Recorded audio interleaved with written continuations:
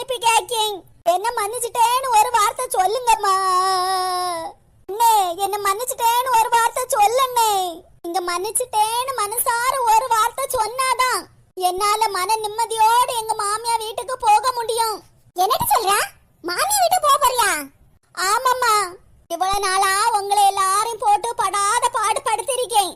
அதெல்லாம் எனக்கு இப்பதாமா புரிஞ்சுதம்மா. அண்ணே கையெழுத்து போட்டுதான் ஒரு பேப்பர்ல இந்த வீட்டை விட்டு முதல்ல நீ காலி பண்ணுன்னு எனக்கு எழுதி கொடுத்திருந்தான். பார்த்த அப்புறம்தான் என் மேல இருந்த அண்ணே எவ்வளவு கஷ்டப்படியான்னு புரிஞ்சுக்கிட்டேம்மா. நாமளும் எவ்வளவுதான் என் அண்ணனுக்கு கஷ்டத்தை கொடுப்போம். நானும் புரிஞ்சுக்கிட்டேம்மா. என் அண்ணே வீட்டை விட்டு காலி பண்ணிட்டு வெளில போன அப்படி சொல்ற அளவு இல்லம்மா நான் எல்லாரையும் போட்டு கஷ்டப்படுத்திருக்கேன். இதுக்கு மேலேயே நான் திருந்தலனா நான் மனுஷியே கிடையாதம்மா. ஏம்மா சொல்லுமா, என்ன சொல்லுனே, வாய் திறந்து சொல்லுங்க. நான் மன்னிச்சிட்டேன்னு ஒரு வார்த்தை வாய் திறந்து சொல்லுங்க. என்ன மன்னிச்சிட்டேன்னு.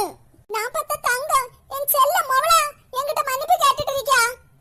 ஆமாம்மா, நீங்க பெத்த பிள்ளை, உங்க செல்ல மவதான். உங்ககிட்ட மன்னிப்பு கேட்டுட்டு இருக்கேன். என்ன மன்னிச்சிட்டேன்னு ஒரு வார்த்தை சொல்லுங்க.